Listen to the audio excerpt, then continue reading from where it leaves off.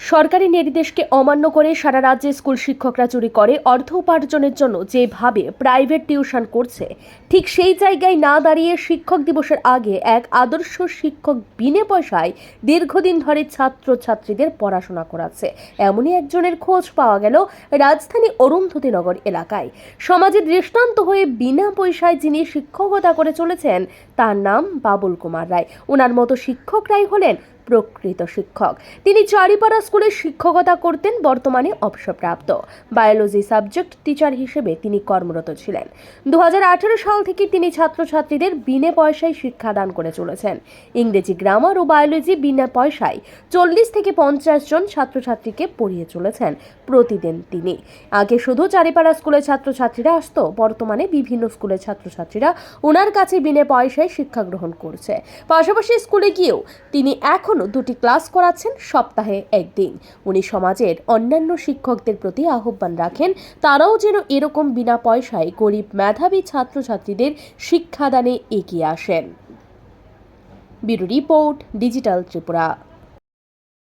কিছু না, আমি তো 2018 সাল থেকে পড়ছি, একদম ফ্রি। স্যার তো আগে আমাদের 30 জনকে নিয়ে একটা গ্রুপ শুধু স্টার্ট করেছিল এবং আমাদের বাড়িতে গিয়ে পড়াতো। স্যারের বাড়ি থেকে একদম ফ্রি অফ কস্ট, কোনো টাকাই নিত না।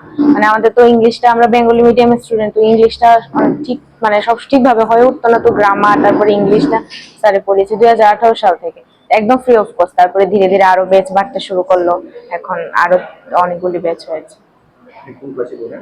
আমি এখন ইউনিভার্সিটিতে। আমি যখন ক্লাস 8 ছিলাম তখন থেকেই স্যারের কাছ থেকে আমি ইংলিশ গ্রামার পড়ছি। তো ক্লাস 8 থেকে ক্লাস 9 অবধি স্যারের কাছে পড়েছি। দেন তারপর কোভিড প্যান্ডামিক হয়ে গেছে, তারপরে স্যার ক্লাস বন্ধ ছিল। দেন আবার এখন কলেজে উঠেছি, দেন আবার স্টার্ট করেছি। তো টাকা পে করতে হচ্ছে না ফ্রিতে, একদম ফ্রিতে। কিরকম পড়াশোনা?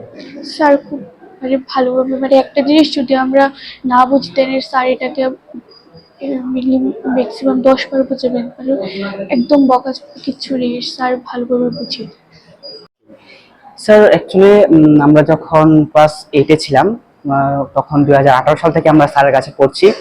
তো ইনক্লুডিং স্যার আমাদের কাছ থেকে কোনোই ফি নেন না, ফ্রি অফ কস্ট আমাদের 2018 সাল থেকে স্যার আমাদেরকে পড়িয়ে যাচ্ছে। তো এখন আমি এখন প্রায় কলেজে সেকেন্ড সেমিস্টারে পড়াশোনা করছি। তো এই যে ক্লাস 2008 মানে আমি যখন ক্লাস 8-এ ছিলাম 2018 সাল থেকে, তখন থেকে এখনো পর্যন্ত আমরা ফ্রি অফ কস্ট করছি।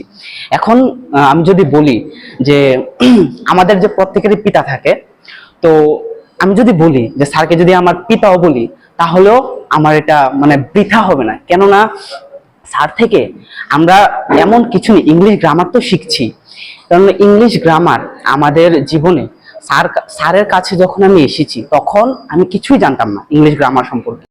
না, আমরা শুনেছি উনি যখন চারিপাড়া স্কুলে যখন চাকরি করতেন তখন উনি পাশেই এক বাড়িতে উনি কিছু সংখ্যক ছাত্রছাত্রীকে পড়াতেন বিনা পয়সা। শুনে ওনার কাছে গিয়ে আমি একে এখানে ভর্তি করালাম, কোনো পয়সা টয়সা নেই না।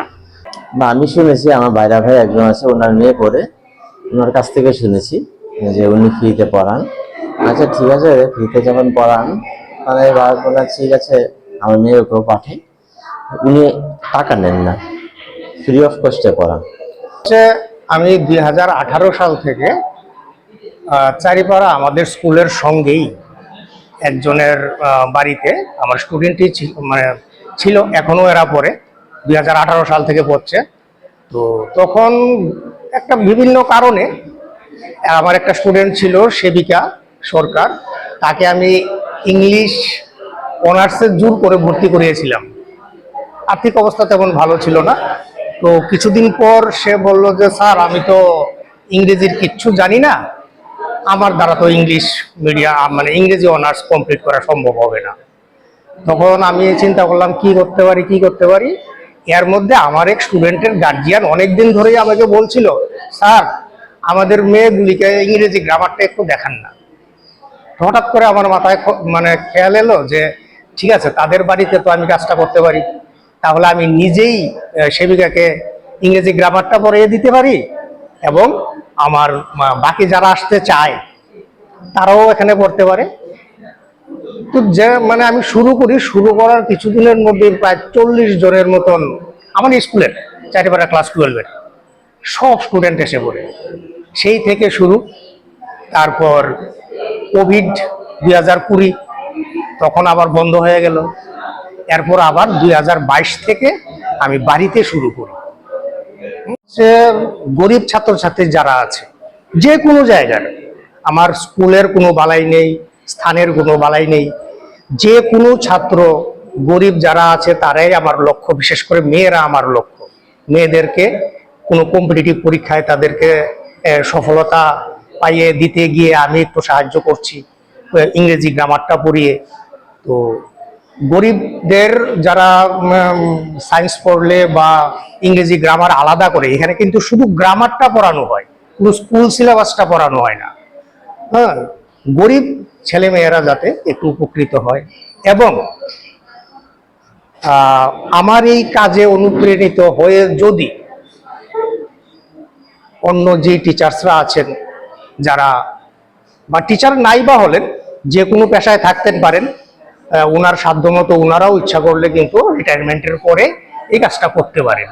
তাহলে গরিব ছাত্রছাত্রী যারা আছে সমাজের, তারা উপকৃত হয়।